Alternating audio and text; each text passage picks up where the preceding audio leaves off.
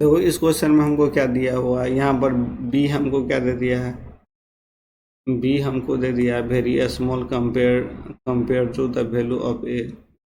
अब यहाँ पर क्या दिया है, क्यूबिक अदर पावर हमको क्या करना है, b by a can be neglect करना है, इसका आइडेंटिफाई करना है। यहाँ पर अल्फा इंटू एन होना चाहिए, beta equal to n square होना चाहिए, गामा इंटू एन क्यू। हमको यहाँ पर वैल्यू गामा पूछा था, यहाँ जिसमें एन क्यू का कोफिशिएंट होगा ना वही गामा होगा, जो यहाँ पर हमको लिखने के लिए बोला है। तो देखो यहाँ पर क्वेश्चन क्या दे दिया है, 1/a-b है, तो लिख सकते हैं इसको a-b का इनवर्स। फिर यहाँ पर क्या लिख सकते हैं, a-2b का इनवर्स। फिर यहाँ पर क्या लिख सकते हैं, a-3b का इनवर्स। फिर यहाँ पर क्या लिख सकते हैं, डॉट डॉट डॉट कहाँ तक, a-nb का इनवर्स। यहाँ तक तो समझ गए।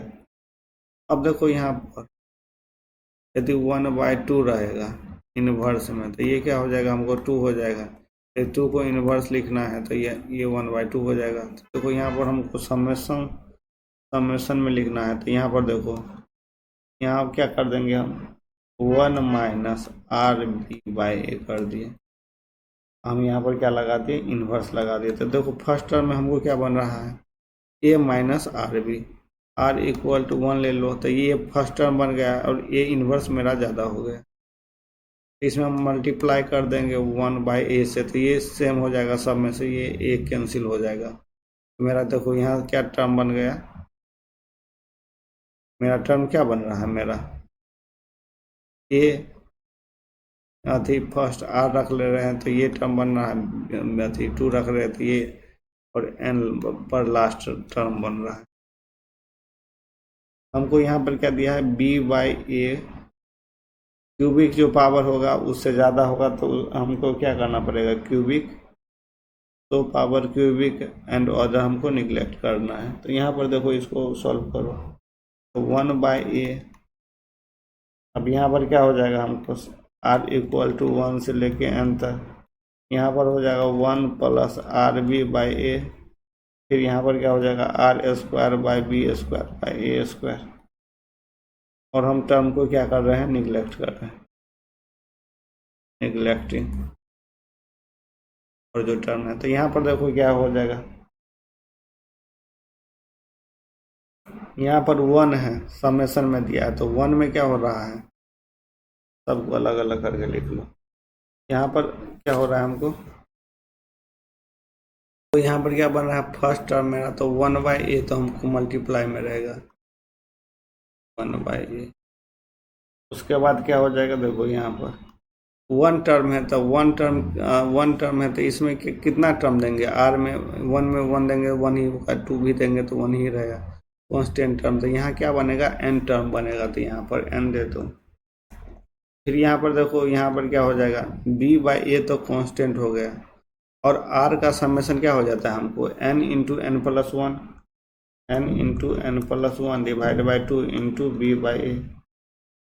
फिर यहाँ पर क्या हो जाएगा, n × n+1 × 2n+1 divide by 6। यहाँ पर क्या हो जाएगा, b²/a²। अब देखो हमको क्या किया है क्वेश्चन में, हमको यहाँ पर गामा NQ लेना है, उससे क्या करना है, गामा का वैल्यू निकालना है। यहाँ पर क्या देखो, गामा NQ, हमको यहाँ पर NQ जो बनेगा उसी वैल्यू को हमको ध्यान से देना है। तो यहाँ से देखो, यहाँ से n इसमें, फिर इसमें, तीनों में मल्टीप्लाई होगा, उससे जो बनेगा वही हो सकता है यहाँ पर। तो यहाँ पर 1/a तो रहेगा ही। अब देखो यहाँ से n, यहाँ से n, यहाँ से दोनों में फर्स्ट टर्म होगा, यहाँ n, फिर n, यहाँ पर 2n डिवाइड बाई 6 × b²/a² हो गया। तो यहाँ डिवाइड करो तो 3 हो गया। यहाँ हमको क्या हो गया, देखो 1/a NQ b²/3a²। अब NQ इंटू क्या हो जाएगा, b² डिवाइड बाई 3AQ। अब कंपेयरिंग कर लो, हमको NQ दिया हुआ है तो NQ है। अब यहाँ पर ये क्या हो गया, हमको गामा वैल्यू हो गया, गामा इक्वल टू क्या होगा b²/3 AQ। तो यहाँ पर हम लिख देंगे b² AQ, यानी थर्ड आंसर हो गया। कौन सा आंसर हो गया हमको? थर्ड आंसर हो गया। Thank you.